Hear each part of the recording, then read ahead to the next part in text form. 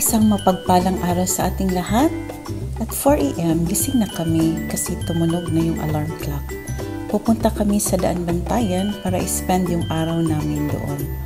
While nasa biyahe, napakagandang tingnan ang araw na tinatawag nating Bukang Liwayway.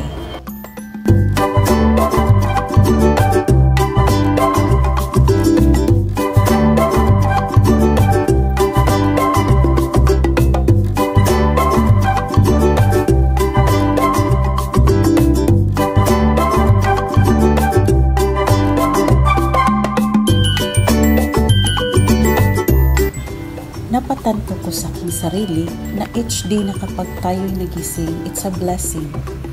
Katulad ng isang araw na lumalabas, mabigyan lamang tayo ng liwanag. So walang reason na tayong mga tao na minsan ay hopeless, mawalan ng pag-asa.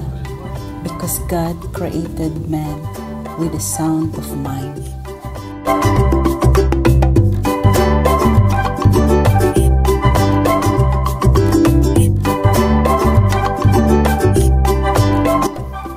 Hindi lang yan ang napupuna ko, pati yung mga tao na kahit ayaw pang bumangon, ay babangon na lang para magtrabaho para sa kanilang pamilya.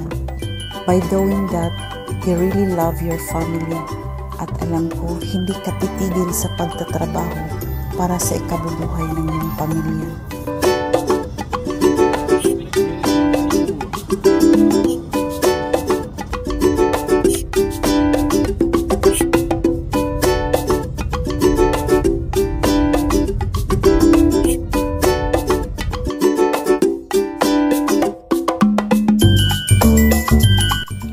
With a smile, ini-enjoy ko ang view sa kapaligiran, especially yung mga kabundukan at mga kahoy na may mga lunti ang dahon.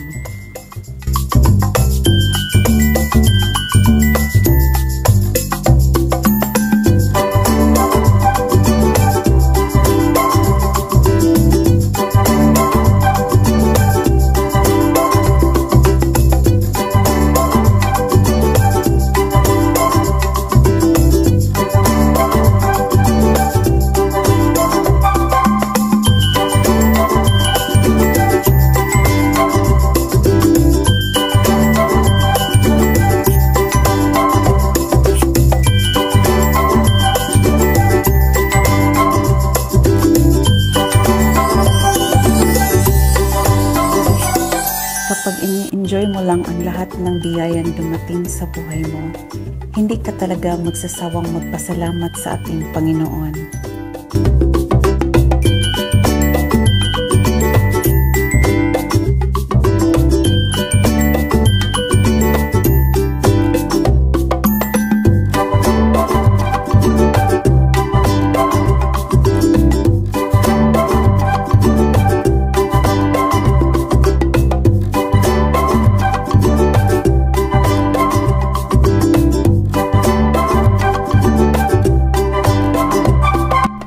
Medyo malayo-layo din yung biyahe natin, no? Kasi nga 4 hours from our place going to Daan Bantayan. Pero sige lang, continue lang tayo sa ating biyahe sa buhay.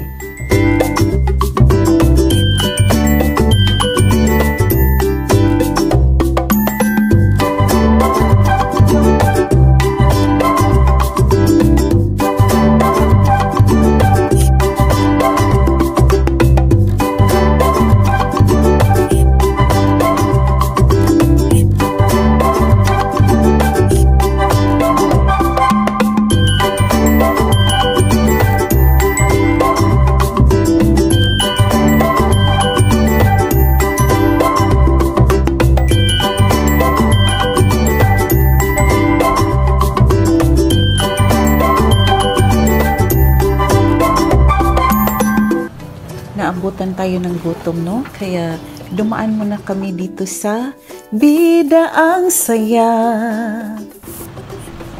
Few minutes more, darating na tayo sa ating destinasyon.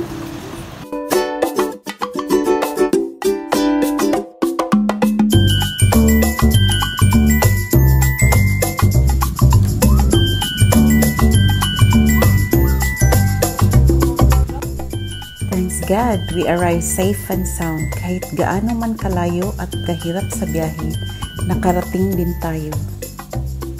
Ganyan lang din ang buhay natin. Kahit gaano kahirap abutin ang ating pangarap, dahan-dahan lang at matamo din yan. Hello mga ka-journey!